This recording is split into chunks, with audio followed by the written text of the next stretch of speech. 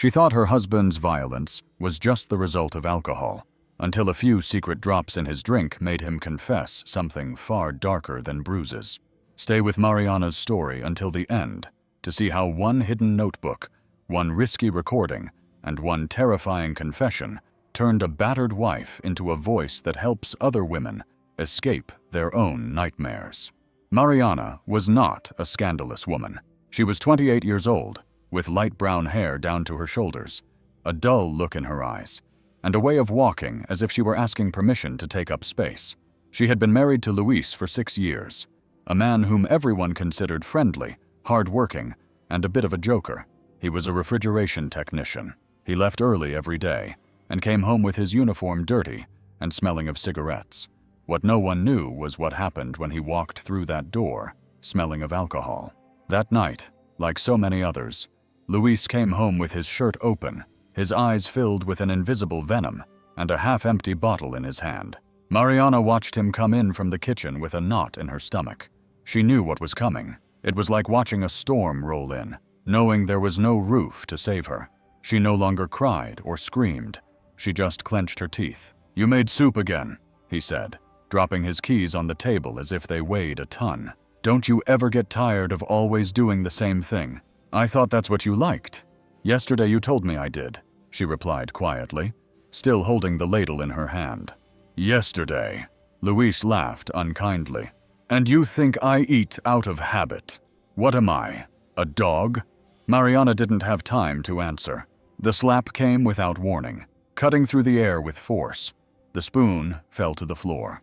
The ringing in her ear stunned her for a moment, but she didn't fall. She just stood there trembling with her hand on her cheek. "Don't make me lose my patience, Mariana," he said in a tone that mixed threat and false tenderness. "You know how I get when I'm drunk. It's not my fault." She didn't answer. She just picked up the spoon, turned off the stove, and served the soup without saying a word. Luis sat down, ate as if nothing had happened, and when he was finished, he left the dirty dishes and locked himself in his room. The next morning, as if the slap had been a bad dream, Luis left for work with a smile on his face and a flower in his hand. "Here, Skinny. I don't want us to start the day off on the wrong foot. I know I sometimes go too far, but you don't help either," he said, as he placed a red rose in her hand, one he had bought outside the grocery store. Mariana took it silently, not because she believed him, but because she no longer had the energy to argue. It was easier to nod, say thank you, pretend that the flower healed the pain of the blow. There were no longer any bruises on her face. She knew how to cover them well with makeup. She always wore long-sleeved blouses, even when it was hot. She had learned not to cry at the first blow, not to raise her voice, not to look him in the eye when he was drunk. The days passed one after another with the same poisoned routine. Luis came home from work, sometimes sober, sometimes not, and when he wasn't, she knew what she had to do: endure. Sometimes it was just shouting, other times it was pulling, and when drinking was combined with a bad day, the blows came with accumulated rage.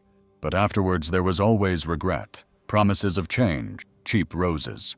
"I don't know what's wrong with me. I swear I'm not myself when I drink, Marianita. It's as if something takes control of me," he would say to her over and over again in the voice of a lost child. And she, as so many times before, just nodded. What could she say? Who could she tell? Her mother lived in a village in the interior of Texas, and they hadn't spoken in years.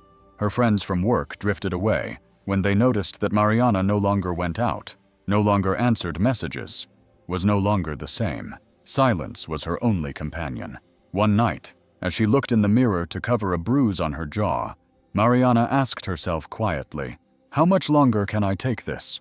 But she didn't answer, because at that moment, she didn't yet know that something inside her had begun to break. Not completely, not yet, but enough that later on, the fear would turn into something else. Something was changing, and that crack was going to open a door that would never close again. The following weeks were an almost perfect repetition of the same script. Mariana cooked, cleaned, and smiled when Luis arrived sober. When he arrived drunk, she took a deep breath, tried not to look at him, and tried to make everything go by quickly. She no longer cried after the beatings, Not because they didn't hurt, but because crying seemed useless. It was like screaming underwater. No one was going to hear her. Every time she received a rose, she put it in a glass of water, let it wilt on its own, and then threw it in the trash. At first, she kept them, and even took pictures of them. She thought they were proof of love. Now they were just part of the cycle. Blow, apology, flower, silence, and back to the beginning. Luis wasn't bad all the time. Sometimes he was even sweet. He spoke softly to her, complimented her when she got dressed up, and brought her pastries and Coca-Cola if he saw that she was sad. But that was the problem. That was what confused her the most, that Luis also existed. And when he was sober, she sometimes even wanted to believe him. "You know I wouldn't hurt you if I didn't drink, right?" he said once, caressing her hand. "It's the alcohol. I know that. I go crazy. But I love you, Marianita. And one day I'm going to change. I swear on this." And he pounded his chest as if that were enough to seal a promise. Mariana looked at him, but didn't respond. She no longer believed him, although she didn't know what to do with that mistrust. She had isolated herself, not because he forbade her to, but because she was ashamed. How could she tell anyone that her husband hit her when he drank? How could she explain to her mother, to her cousins, that she was still there putting up with it? Better not to talk, better not to tell, better to pretend. The only one who seemed to notice anything was Doña Chelina, the neighbor across the street, an elderly widow who sometimes sent her tamales or invited her over for coffee. Mariana always said no. She smiled politely but avoided visits. She didn't want anyone to see the bruises. She didn't want questions. She didn't want to wake up with passion. One afternoon, while washing clothes in the backyard, Mariana heard a loud bang inside the house. She ran inside. Luis had thrown a chair. He was drunk, his eyes red and sweaty.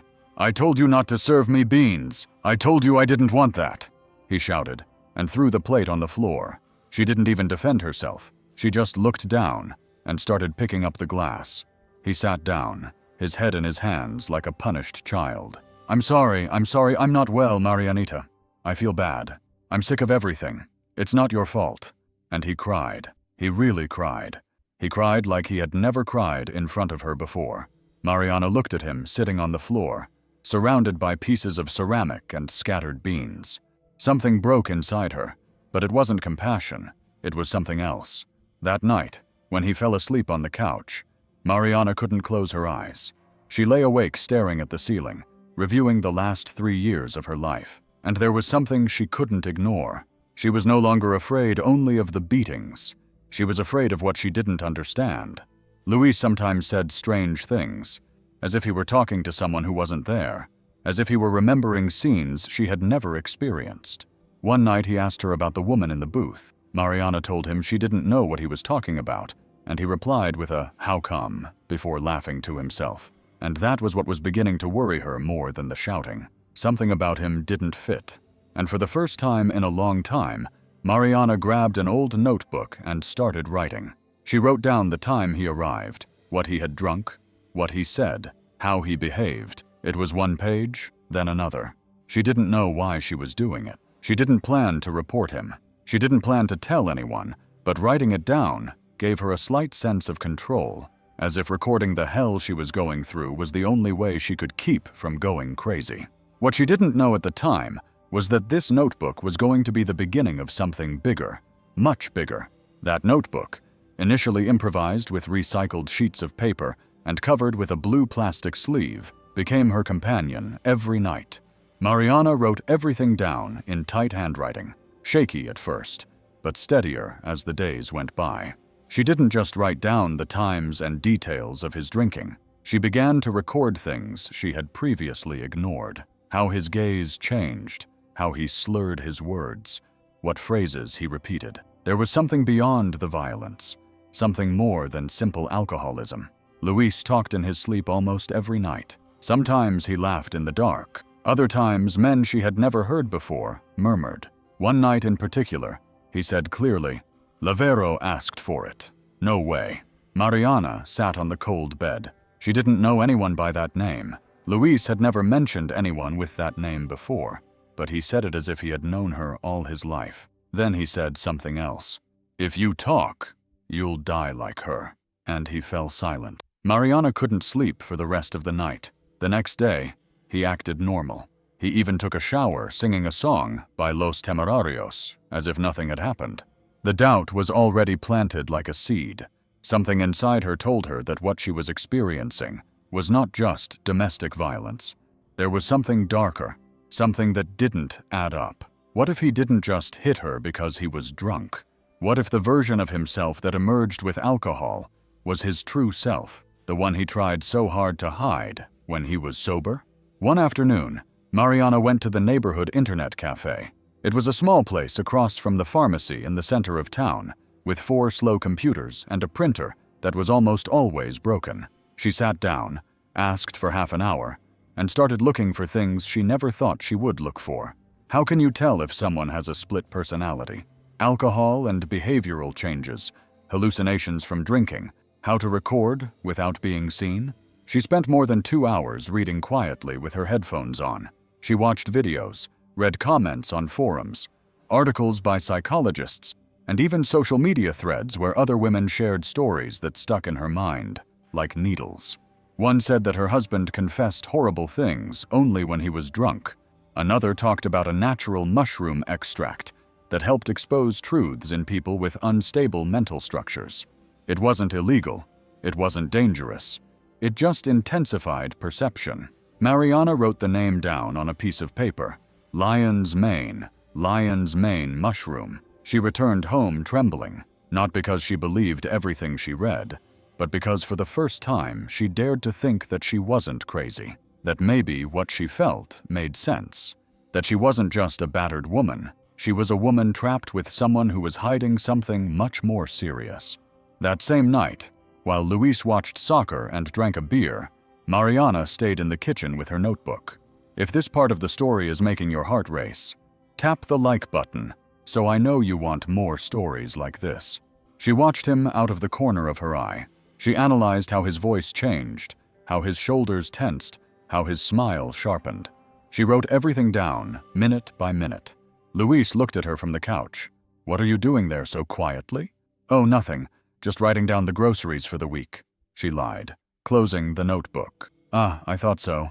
See if you can write down that I'm out of tequila. I'll pick some up tomorrow." Mariana's heart beat faster. Tequila. Another chance. Another night. That morning, already in bed, he began to murmur again. This time he didn't say any names. He just made a strange sound, like a stifled laugh. And then he said something that stuck in her mind, like a cold nail in the back of her neck. I told him not to cry, but he screamed anyway. Everyone screams. Mariana sat up slowly, trying not to make a sound. She watched him sleep. He was completely unconscious. He was breathing heavily. There was a drop of sweat on his forehead. She went to get her cell phone. She set it to record in audio mode. It wasn't the first time, but it was the longest. More than 40 minutes of murmurs, broken sentences, sighs, single words, and at the end, almost like a whisper directed at someone invisible. "You're not going to catch me. No one can." She stopped the recording, put the cell phone under her pillow, and stayed awake until dawn. The next day, she returned to the internet cafe. This time, she didn't look for articles. She looked for how to get the mushroom extract. She found an online health food store that sold it with home delivery throughout United States. She ordered it under the name Laura Gutierrez, an identity she invented on the spot. She gave the address of a woman who sold corn 3 blocks from her house and asked for permission, saying she was expecting a package she didn't want her husband to see. The woman didn't ask any questions. She just said yes. During the days it took to arrive, Mariana couldn't think of anything else. Luis was still the same, kind during the day, violent at night. But now she saw him differently, no longer as a victim, but as a mystery, as a danger. She didn't know exactly what she hoped to achieve with this. It wasn't revenge. It wasn't justice. It was knowing, confirming, understanding. Because if what he said under the influence of alcohol was true, then she was living with someone who was not only violent, she was living with a monster. And in a few days, that monster was going to talk, and she was going to hear everything. The package arrived on a Thursday afternoon, wrapped in craft paper, with no logos or obvious markings. The corn lady handed it to her with a curious smile, but asked no questions. Mariana hugged her, thanked her, and walked back home with her heart pounding in her chest, as if she were stealing something. She went straight to her bedroom, locked the door, drew the curtains, and opened the package with trembling hands. Inside was a small amber bottle with a white label that read, Ericium erinaceus extract, non-medicinal use. The instructions were printed on a sheet of paper, folded in 4. It said that it was a natural compound, with no adverse effects, used to improve memory, mental clarity, and sensory connection. It also suggested a minimum dose to observe changes in perception. Mariana read everything at least 3 times. And if you've ever seen a situation like this, tell me in the comments what you would say to someone like Mariana. She didn't want to hurt Luis. Although it sounded contradictory, she didn't want to see him suffer. She just wanted to confirm what she had already been feeling, that the man she slept with was not simply an aggressive husband, but someone with secrets that could change her life forever. That same night, Luis came home drunk. Not dead drunk, but drunk enough to be in explosive mode. He entered the house, slamming the door with his shoulder, threw his keys on the sofa, and slumped into the kitchen chair with a sigh full of frustration. "What did you have for dinner, huh?" he asked, looking at her empty plate. "Some quesadillas," Mariana replied in a neutral voice. "And me? Didn't you save me even 1 taco?" She stood up without saying a word, heated a tortilla, put cheese on it, and served him a plate with salsa. Then she went to the shelf where they kept the tequila, the kind Luis drank only when he was in a very bad mood, and uncorked the bottle. As she poured him a glass, she reached into her sweater pocket, took out the little bottle, and with a movement as quick as it was precise, dropped 3 drops into the drink. The mixture didn't change color. It had no smell. Nothing. She brought the glass to the table and sat down across from him. "What's that?" Luis asked, looking at her. "Are you spoiling me?" "No, I just don't want any fights." Luis laughed, raised his glass, toasted the air, and took a long first sip, as if he wanted to erase the day in a single gulp. The first few minutes passed without anything unusual. He ate the quesadillas, complained about traffic, talked about a customer who didn't want to pay him, and then asked for another glass. Mariana poured it for him, this time without adding anything else. I wait, I watch. 20 minutes later, everything changed. Luis was sitting in the same chair, but his gaze was no longer the same. He began to blink more slowly, rubbing his eyes as if he had dust in them, and then he started laughing to himself. "How funny," he said, without looking at Mariana. "What's funny?" she asked, pretending she wasn't afraid, that in the end, no one remembers those who die. Mariana swallowed hard. Luis was silent for a few seconds, staring at an invisible spot on the wall. Then he got up and walked toward the living room, but he did so strangely, as if his feet were heavier than normal. "Don't scream. Don't cry. I told you not to look at me like that. Now!" he shouted, staring into space. Mariana stood still. Her heart was beating wildly. She discreetly turned on her cell phone and began recording a video. Luis was now talking to someone who wasn't there. "I told you to leave her alone, you bastard. I told you that if she talked, it would be the end of her." Mariana couldn't believe what she was hearing. Luis's eyes were wide open, his brow furrowed, and he spoke as if he were reliving a fight. Then he sat down on the floor, grabbed his head, and began to cry. "I didn't mean to, I swear. It was an accident. I didn't think she was going to fall. I didn't think she was going to crack her head open." Mariana felt a chill run down her spine from the nape of her neck to her ankles. "Who didn't you want to hurt, Luis?" she dared to ask. He looked at her as if he didn't recognize her. "Who are you, Luis?" "It's me, Mariana." "No, not you. You weren't there. You don't know what happened." And then he laughed again. A hollow, broken laugh that was nothing like his own. It was on the hill. "Do you remember?"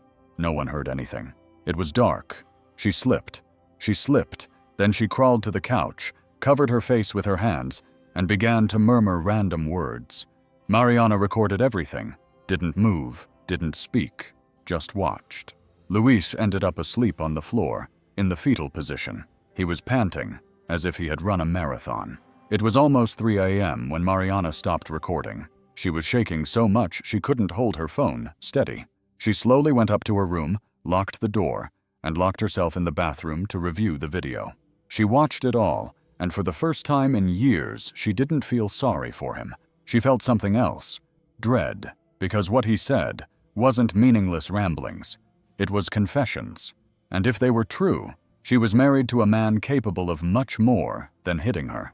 She was living with a criminal. At dawn, Mariana was still awake. She hadn't closed her eyes all night. The video was saved on her cell phone, in a hidden folder protected by a password. She had already watched it 3 times, and still didn't know how to process it. Luis's words echoed like muffled drums in her head. It was on the hill. She slipped. No one heard anything. It was too clear to be meaningless delirium. Mariana knew that what she had heard was not a dream. He wasn't making it up. He was reliving something real. At 7 a.m., she took a shower, unable to stop thinking. She had no plan. She didn't know who to turn to. She just knew she couldn't stay silent anymore. Luis was still asleep on the living room floor. He was snoring as if nothing had happened. Mariana looked at him from the doorway. He looked vulnerable, defenseless. For a moment she hesitated. He was her husband. They had lived together for almost 7 years. What if it had all been a hallucination, and the mushroom had caused it? But then she remembered the look on his face when he said, "You don't know what happened." That wasn't an invention. That was pure fear, real guilt. Mariana got dressed in the same clothes she always wore. Tight jeans, a long-sleeved blouse to cover the bruises, and a gray zip-up sweatshirt. She put her cell phone in her backpack, grabbed a bottle of water, and left quietly. She walked to the bus stop, took Route 52, and got off in front of the municipal police station. She had never been inside a police station before. Her hands were sweaty, her mouth dry. Her heart was beating in her throat. "Good morning. I'm here to file a report," she said to the officer at the entrance. "What kind?" he asked without looking up. "Domestic violence and something else." The police officer frowned, asked for her ID, and showed her into a small room with blue plastic chairs. After a few minutes, a female officer came out through a side door and invited her into an office. "My name is Officer Duarte. Tell me everything without fear." Mariana took a deep breath. Her voice trembled, her fingers trembled, but she spoke first about the beatings, then about the alcohol, then about the sleepless nights, and finally about the video. She showed her cell phone with glassy eyes. The officer put it on mute, played it in its entirety, and didn't say a word for almost 20 minutes. Only at the end did she look up, more serious than before. "How long have you been living with this?" she asked. "Years, but this is new. I don't know if it's real, but I couldn't stay silent." The officer nodded, then got up, left for a few minutes, and returned with a man in plain clothes who introduced himself as an agent from the public prosecutor's office. They took her statement, asked her to leave her cell phone with them for a few days so they could extract the video as evidence.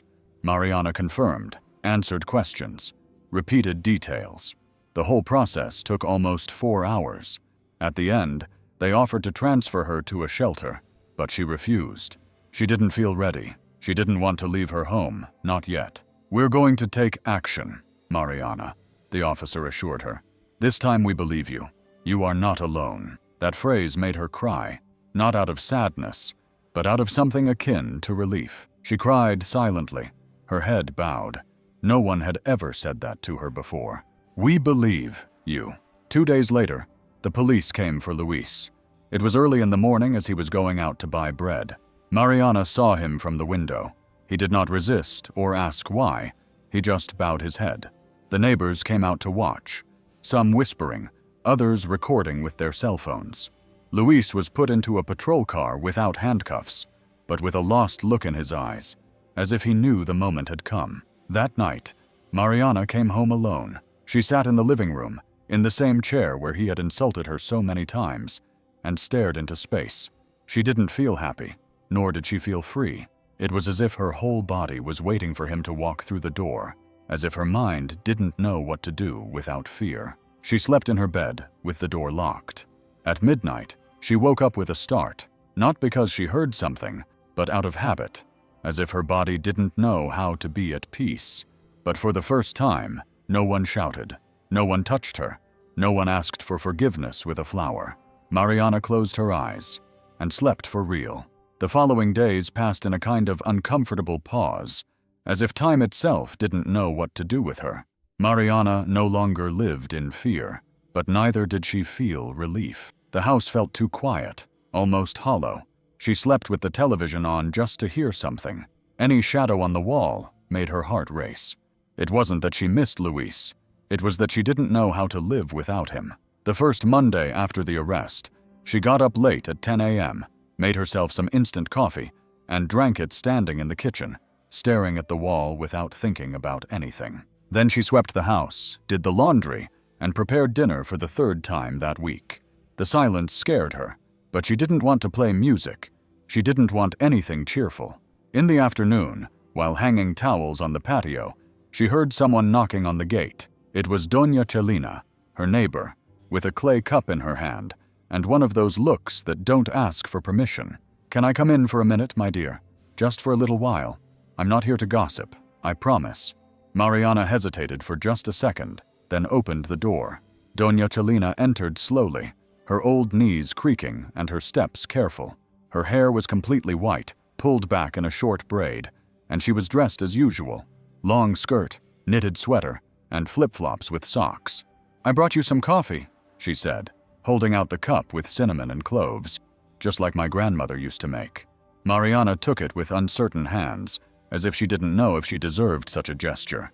She tasted it. It was hot and sweet. They sat at the table in silence. There was no need to talk much. The neighbor looked at her with the eyes of a woman who has lived too long, who doesn't need details to know what's behind a bruise covered with cheap makeup. After a few minutes, Celina sighed. "You have family, right?" Mariana hesitated.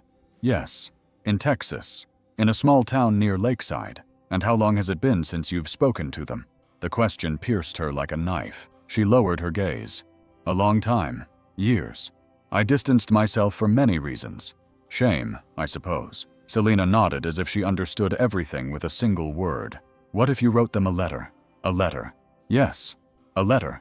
Like before, handwritten, without filters, without networks. Just you and them, right?"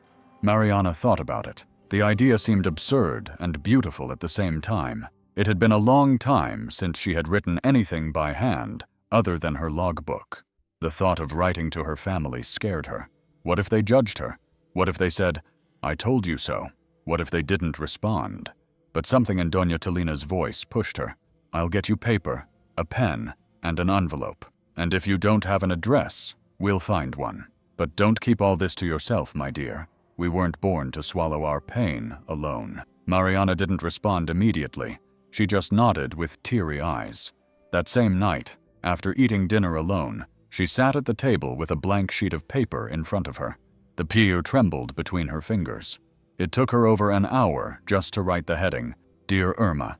That was her older sister's name. The first words came out with difficulty.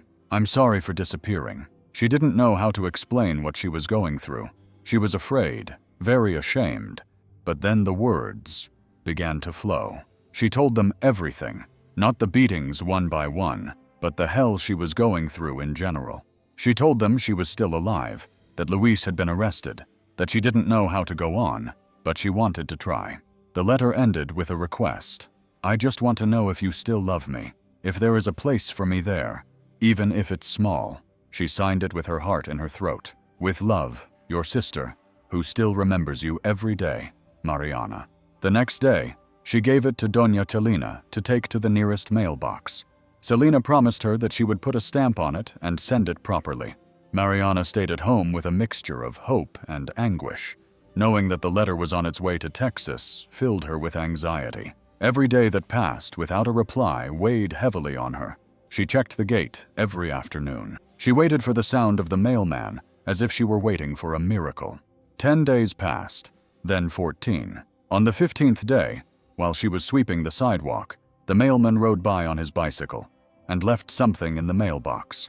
Mariana ran to check. It was a cream-colored envelope with clumsy, familiar handwriting. The sender was Irma Gomez Martinez, Riverton, Texas. Her legs gave way. She had to sit down on the front step. She tore the envelope open carefully, as if there were glass inside. The letter was short, but powerful. Mariana, we received your letter. We all cried. Mom got sick with emotion. Dad didn't say anything at first, but then he went out to the field alone to cry. There is always a place for you here. You never stopped being part of this family. If you can, call us or come back. We are waiting for you. Your sister, Irma Mariana, cried. She cried differently than all the other times. It wasn't fear. It wasn't sadness. It was a release that came from somewhere else. A door had opened. She didn't walk through it that day or the next, but hope had already entered her home, and this time she wasn't going to let it go. Before we continue, we want to know more about you, where you are listening from. Leave us a comment with the name of your city or country. We would love to know how far our stories are reaching. Mariana kept the letter in the same little box where she used to hide makeup to cover up bruises. Now that small, old, dented metal box had become a safe place for something that truly healed. Words written with love. She spent days reading and rereading Irma's letter. Each word felt like a hug, each line like an outstretched hand holding her just when she needed it most. In her mind, she relived moments from her childhood that she thought were buried. The smell of tamales on Sundays, her dad sweeping the yard at dawn, her mom watering the plants, with that tired smile of a woman who never complained about an IT. For the first time in years, she seriously thought about going back, but it wasn't easy. She was afraid of herself, of other people's judgment, of the silence she might find. She also felt ashamed, because even though her family had forgiven her, she still couldn't forgive herself for letting herself be broken. Doña Celina, who was becoming more her accomplice than her neighbor, noticed Mariana's absent gaze one morning as they shared sweet bread on the sidewalk. "What are you going to do, my dear?" "I don't know. I want to talk to them, but I feel like I don't have the nerve." After all that, Celina looked at her with that mixture of tenderness and firmness that only women who have survived many wars have. "Look, daughter, those who love you don't count wounds, and they love you. Otherwise, they wouldn't have sent you a letter. Don't let fear decide for you. It already has for a long time." That afternoon, Mariana took a deep breath, dialed the number on the envelope, and waited. The ringing of the phone made her palms sweat. The voice that answered was that of her younger sister, Letty. She was 11 when Mariana left. Now she spoke like a woman. "Well, Letty, it's me, Mariana." There was a long, heavy silence, and then a scream. "Mom, it's Mariana. Mariana." The phone filled with voices. First Irma, then her mother, who was crying so hard she could barely speak, then her father, who said only one sentence, but it was enough to break her down. "We miss you so much, daughter. This house wasn't the same without you." They talked for almost an hour.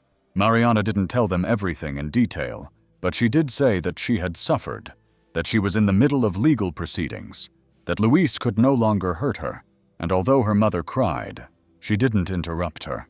No one judged her. No one asked, "Why did you put up with it for so long?" They just listened to her. They just loved her. The following days were easier.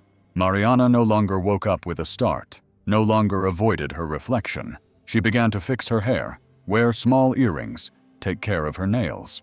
Minimal, almost invisible things, but they spoke of something deeper. She was beginning to regain her identity. She began to write them letters every week, sending them photos, receiving news from the village, hearing about the new store, the neighbor's grandchildren, the little dog that was still waiting for its owner on the corner. It was like coming back little by little, without having to leave yet. One afternoon, Irma wrote to her, "When you're ready, come stay for a few days. No one will pressure you, but here is your room, your bed, your things." Mariana read that line 10 times. And if you want to keep following stories of women who find the courage to break the cycle, make sure you subscribe so you don't miss the next chapter. She wasn't ready to leave completely, but that message was like a spark in the darkness. Then something changed in her.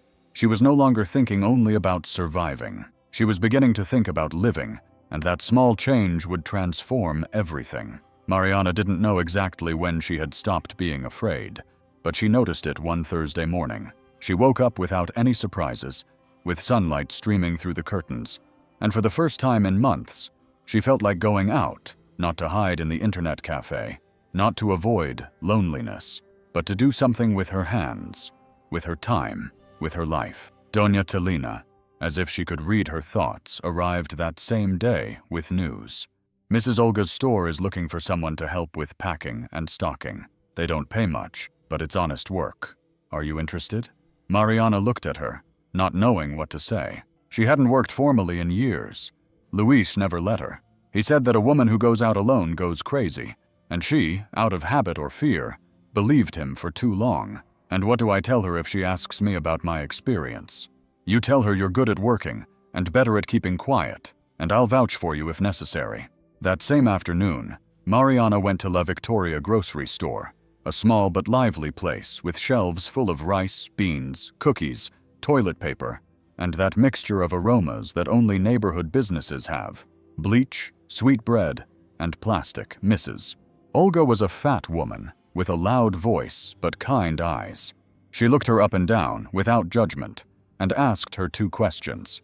Do you know how to sweep without being told? And do you know how to treat people without making a sour face? Mariana, nervous, nodded. Olga laughed. Then start tomorrow, 8 in the morning. Don't be late and don't make a fuss. We come here to earn our bread, not to cry about our sorrows. That night, Mariana ironed her best blouse, cleaned her white sneakers until they were almost new, and packed a small bag with the essentials. She didn't sleep well, but not because she was afraid. It was something else. It was anxiety, excitement, eagerness. The next day she arrived on time, greeted Olga, put on an apron that was too big for her, and began her shift. First she arranged bottles, then she bagged groceries, and later she helped clean the display cases, all under the watchful eye of Olga, who grumbled but watched with respect.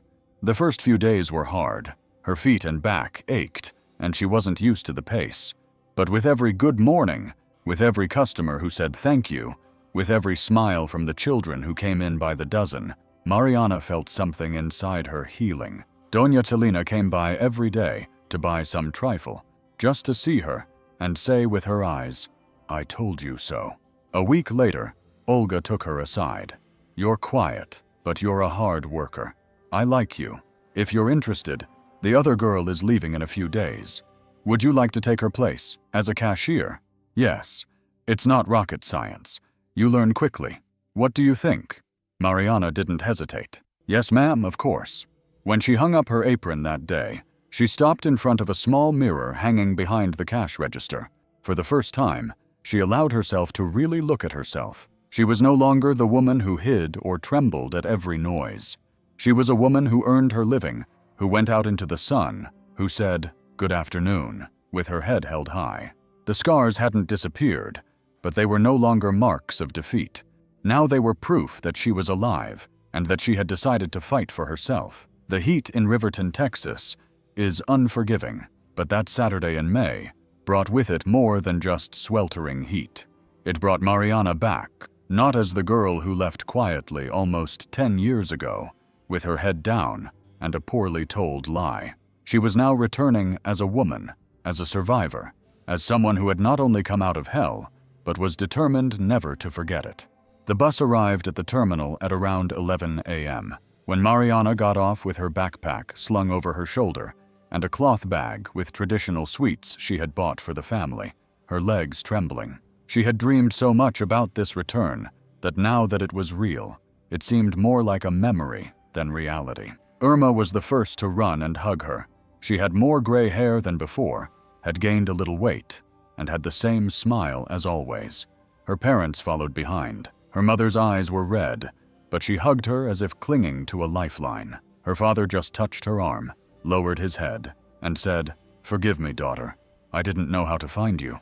Mariana cried. They all cried. There were no reproaches or awkward questions, just a kind of tender silence that said more than any words could. The house was the same, the white fence with peeling paint, the lemon tree in the corner of the yard, the neighbor's rooster that never shut up. Everything smelled like childhood, like handmade tortillas, like sote soap. But what surprised her most was her room. They had left it untouched. The same pink bedspread, the old Luis Miguel poster on the wall, and even the ceramic figurine she had broken as a child, and her mother had glued back together with super glue. "This was always your place," her mother said, stroking her hair. During the first few days, Mariana devoted herself to listening, to reconnecting. She went for walks along the dirt roads, visited the chapel where she had her first communion, and sat on the rock by the stream where she had once hidden, to cry when her father forbade her from going to the dance. Her sister showed her photos of her children, told her gossip about the town, and between each story she would glance at her carefully, as if she still feared that Mariana might break. But she didn't break. On the contrary, she felt stronger every day. One afternoon, while helping in the kitchen to prepare tamales, her mother asked her quietly, "Are you ready to tell me?" Mariana took a deep breath, put the spoon aside, and spoke. She told everything. She didn't embellish anything. She didn't justify it. She didn't hide anything. She told her about the beatings, the threats, the fear. She told her about the sleepless nights, the excuses she made up so she wouldn't have to go out. She told her about the time she thought about disappearing, how she bought the extract, how she recorded it, how she reported it, how she trembled alone in her bed, hoping he wouldn't come back. Her mother cried silently. Her sister pressed her lips tightly together. Her father, who was listening at the door, lowered his head. He said nothing, but his red, tear-filled eyes said it all. "We failed you, daughter, but we are here for you always." Mariana looked at them without resentment, because she no longer carried hatred. She had let it go when she decided to live. When she returned to Dallas a week later, she brought something new with her. It wasn't just peace, it was purpose. In the days that followed, she contacted a local foundation for women victims of violence. She didn't ask for help. She asked to collaborate. She told her story. They offered her the opportunity to participate in support groups, give talks, and help organize community events. At first, she hesitated, but then she accepted. One afternoon, in front of 10 women sitting in a circle, she shared her story for the first time with strangers. She did it without crying, without shame, without makeup to soften the ugliness. She did it with a firm voice, her gaze forward, and her heart beating strongly. "I am not an expert.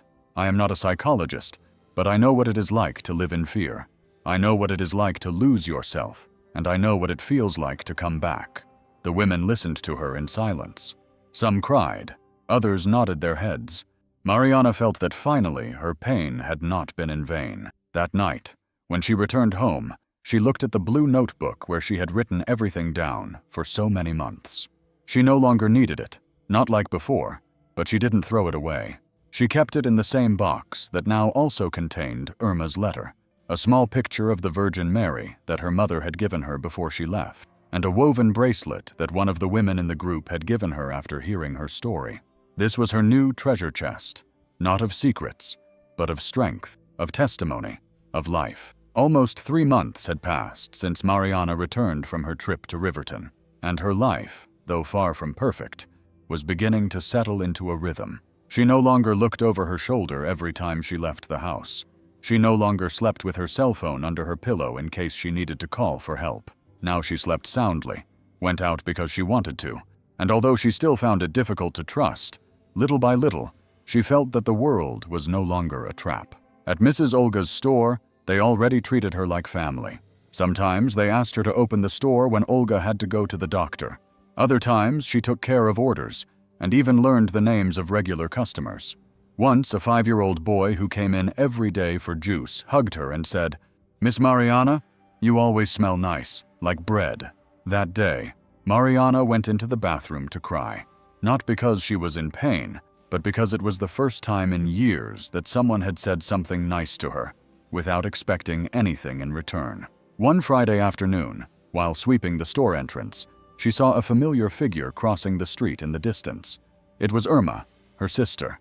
She was carrying a suitcase and a smile that could be seen from the other block. "What are you doing here?" Mariana asked, hugging her tightly. "I came to see you, to get to know you again. Can I stay for a few days?" "Of course. This is your place, too." That night they made coffee and sweet bread at home. Irma was surprised by everything. The pictures on the wall, the little plants Mariana had in recycled cans, the necklaces hanging as decorations. the mirror full of motivational phrases written in marker. It wasn't a luxurious house, but it had life, it had soul, and now it had history. "Did you do all this yourself?" Irma asked, her eyes scanning every corner. "By myself." Selena pushed me. "Work kept me going. And you reminded me of who I was." Irma took her hands and spoke to her with a firmness that only older sisters have. "Never walk away again. Never stay silent again. We are here. We will always be here." Mariana nodded, her eyes moist. Over the weekend, they walked together through the market, cooked chiles rellenos, watched old movies on broadcast television, and at night they talked at length about their lives. Mariana told her how it felt to talk to other women, how liberating it was to be able to say what she had kept quiet for so long. Irma, her a proposal. What if you took your story to other places, to other towns, to schools, to places where no one talks about this, where many women remain silent and you are no longer afraid? Do you think it would help? Mariana, if you had told me this years ago, I would have dragged you out of there. A story like yours can be the difference between a woman living or dying. Mariana fell silent. That night she took out her blue notebook, not to write down what had happened, but to write down what was coming. A plan, a project, a purpose. She wrote as the title on the first new page so that no one else would remain silent. That phrase remained engraved on her like an invisible tattoo, like a promise, because for the first time in a long time, she felt that her pain had not been in vain, and that her voice, the same one that had trembled before, now had weight, now had direction. The bus left Dallas for Riverton at 6 a.m., and Mariana sat by the window with the blue notebook on her lap and a small backpack at her feet. It wasn't the first time she had returned to the village since everything had happened. But this time she wasn't going to reunite with her family or seek comfort. This time, she was going to speak. The invitation had come through Irma, who contacted a secondary school teacher who was organizing a day against domestic violence. When asked if Mariana would be willing to give a talk, it took her days to respond. Her fear was not of speaking, but of being rejected, of being seen as the battered woman, the one who was foolish for putting up with so much. But then she remembered the women she had heard crying in support groups, those who still lived in silence. So she said, yes. The trip took almost 6 hours. The humid tropical heat seeped through the cracks in the truck, and the landscape of sugarcane fields and tin-roofed houses accompanied her all the way. In her notebook, Mariana had written down, point by point, what she wanted to say. Not a speech, not a perfect story, just the truth, with her pauses, with her fear, with her blood. When she arrived in town, Irma was waiting for her at the terminal with a nervous smile. They hugged without needing words. They went together to her parents' house, where everything was the same. The lemon tree, the old dog sleeping in the shade, the hammock hanging between 2 cement pillars. "Ready?" Irma asked as they ate rice and eggs for dinner. "No, but I'm going to do it anyway." The next morning, Mariana stood in front of a group of 9th grade students. The classroom was hot, with fans that barely made any noise, and old wooden desks. In the back, several teachers watched attentively. Mariana took a deep breath, picked up the microphone, and began. She didn't use fancy phrases. She didn't speak as a victim or an expert. She spoke as a woman, as a sister, as a daughter, as someone who had come out of hell with feet full of scars, but with her head held high.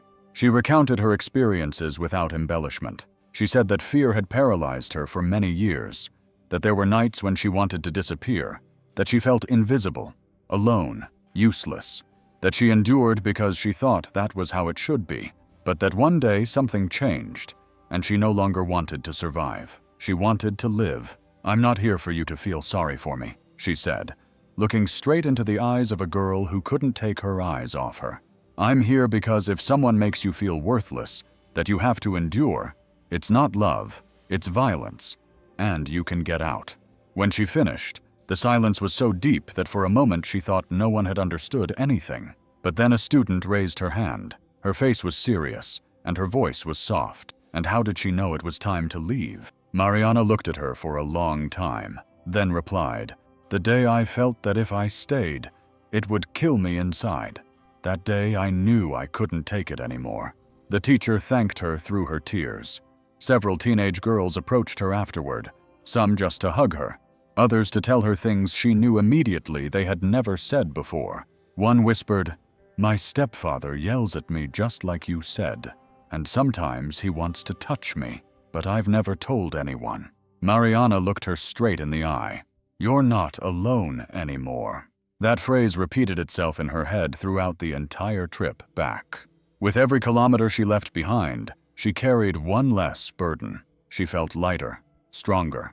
That night, when she arrived at her house in Dallas, she sat on her bed barefoot, without turning on the light. She listened to the sounds of the neighborhood, the neighbor's television, a dog barking in the distance, and for the first time in years, she smiled without fear, because she was no longer the same, because now she had a purpose, and because she knew there was still one more step to take, the biggest one. Sunday dawned with a gray sky, as if the world knew that something was about to come to an end. Mariana woke up early without needing an alarm. She opened the windows, made coffee with cinnamon, as Doña Talina had taught her, and sat down in front of her blue notebook, the same one she always used, the one she used to record blows and fears, and which had now become the map of her new life. She wasn't going to work that day. That morning was for her, for writing, for deciding. She had been thinking for some time about writing down everything she had experienced, not to relive it, but so that it would remain there with her name and surname, so that if someone ever found it, they would know that she had been there, that she had not given up, that she had not been invisible, that her story had existed, and that however dark it had been, it had ended with light. The idea of the book was not new. It had been suggested to her several times in support groups, and even in the store when Olga heard her tell a little of her story to a customer. "You should write a book, Mariana. What you went through is not just anything, and how do you tell it? You feel it." That Sunday she started with the first chapter. She titled it, "The Woman Who One Day Decided That Enough Was Enough," and began to write, not as a victim, not as a heroine, but as what she was. A woman who loved, who fell, who doubted, who broke down, and who got back up on her own, driven by her own silence turned into fire. She wrote for hours, losing track of time. She remembered everything, the cheap flowers after the blow, the trembling voice of the first "I'm sorry," the poison disguised as routine, the nights when she thought her life would stay there, locked up, mute, broken. But she also wrote about the day she put in the drops, the video, the letter, the call, her first good morning without fear in her voice. Doña Talina stopped by to say hello around noon, and when she saw her with the notebook open, she smiled without needing an explanation. "It was about time, wasn't it?" "Yes," said Mariana. "It was about time." The weeks passed. The book grew. It wasn't perfect, but it was real. She typed it herself on a borrowed computer. Doña Talina helped her with the spelling. Olga offered her a contact who would print it on demand. They made 20 copies. The first ones went to the women in the support group, then to the secondary school in town, and one went straight to her mother, who kept it as if it were a jewel. One night, as she was walking home with her backpack slung over her shoulder and a copy of the book in her arms, Mariana stopped in front of a park where some children were playing. She sat down on a bench, watched, took a deep breath, and understood. She was no longer the same woman who hid behind cheap makeup. She was no longer the one who trembled when she heard keys in the door. She was no longer the one who thought that love was measured by tolerance for pain. She was someone else. She was hers. She was free. And even though Luis was still breathing somewhere, he no longer lived inside her. Mariana looked up at the sky without tears, without fear, without haste, because she had returned to herself, and that was everything. A powerful testimony that reminds us of the reality of many. If this story moved you, subscribe to our channel for more life testimonies that will leave you speechless. Turn on the bell so you don't miss any of our stories of overcoming adversity and real life. Comment below on what impacted you most about the story. Do you know anyone who has experienced a similar situation? Share this video so that more people can learn about this harsh reality, and together we can raise awareness about domestic violence and abuse. We'll see you in our next video with another powerful testimony.